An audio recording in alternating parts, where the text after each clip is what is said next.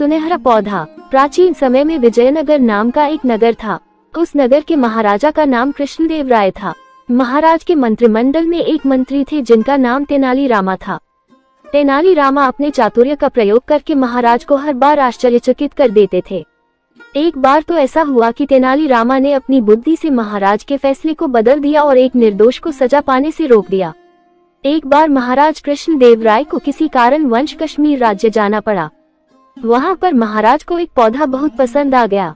उसके सुनहरे फूलों को देखकर महाराज बहुत प्रसन्न हो गए और वह फूल महाराज के मन को भा गए। वहां से आते वक्त महाराज उस फूल का एक पौधा अपने साथ लेकर विजयनगर लौटे। विजयनगर में आते ही महाराज ने राज्य माली को बुलाया और कहा, इस फूल को हमारे बगीचे में ऐसी जगह लगाओ जिसे मैं सुबह उठते ही अपनी खिड़की से देख सकूं और इस फूल का विशेष रूप से ख्याल रखा जाए। अगर इस फूल को कुछ भी हो गया तो मैं तुम्हें मृत्युदंड दे दूंगा। राज्य माली ने महाराज की बात को मानते हुए सुनहरे पौधे को बगीचे में महाराज की खिड़की के सामने लगा दिया, जिससे महाराज सुबह उठते ही उस फूल को देख सके। महाराज सुबह उठते सबसे पहले उस सुनहरे फूल को देखते और उसके बाद ही अपना कार्य करते। उसे बिना देखे तो महाराज राज्यसभा में भी नहीं जाते।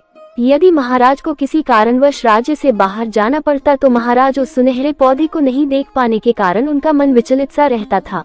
एक दिन सुबह जब महाराज ने उस पौधे को अपनी जगह नहीं पाया तो वह गुस्से से आग बबूला हो गए और उस माली को बुलवाया और पूछा, वह सुनहरा पौधा कहाँ गया? उद्धरण चिन्ह। माली ने धीरे से जवाब दिया, उस पौधे को कल शाम को मेरी बकरी खा गई। महाराज ने जब ये सुना तो बिना सोचे ही उस माली को मृत्युदंड की सजा सुनाई। जब माली की पत्नी को ये पता लगा तो वह न्याय की गुहार लेकर राजमहल में पहुंची, किंतु महाराज अत्यधिक क्रोध में होने के कारण उसकी एक भी ना सुनी। जब माली की पत्नी निराश होकर अपने घर को लौट रही थी तभी राजमहल में एक सैनिक ने उसे तेनाली रामा से मिलने की सलाह दी। रोते रोते माली की पत्नी तेनाली रामा के घर पहुंची और अपने पति के मृत्युदंड के बारे में बताया। तेनाली रामा ने उसे किसी भी तरह से समझा बुझाकर अपने घर भेज दिया। अगले दिन सुबह माली की पत्नी चौराहे पर एक बकरी को डंडे से पीट रही थी। ये वही बकरी थी जिसने वह सुनहरा फूल खाया था। जब नगर वासियों ने ये देखा कि माली की पत्नी की मार से बकरी अधमरी हो चुकी है तो ग्राम वासियों ने कोतवाल को बुलवाया। विजयनगर में पशुओं के साथ ऐसा व्यवहार क्रूरता में माना जाता था। ऐसे करते करते यह मामला महाराज के सामने जा पहुंचा।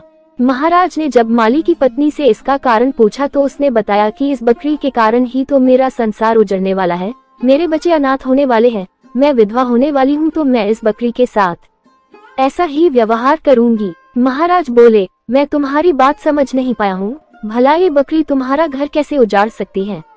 उसने बताया, महाराज ये वही बकरी है जिसने आपका सुनहरा फूल खाया है, जिसके कारण मेरे पति को मृत्युदंड मिला है।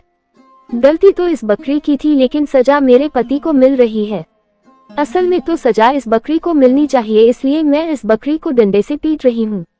अब महाराज को पूरी बात समझ में आ गई कि गलती माली की नहीं बल्कि इस बकरी की है, तो माली को सजा नहीं मिली चाहिए।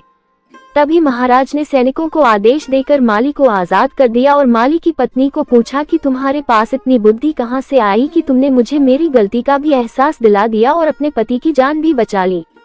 माली की पत्नी ने जवाब दिया कि मेरे को रोने के अलावा कुछ सूझ नहीं रहा था, ये सब मुझे पंडित तेनाली रामा ने करने को बोला था। महाराज कृष्णदेव राय को एक बार फिर तेनाली रामा पर गर्व महसूस हुआ और तेनाली रामा को इस बुद्धिमत्ता के कार्य के लिए 50,000 स्वर्ण मुद्राएं उपहार के रूप में दी। जय श्री कृष्णा, जय श्री राधे राधे।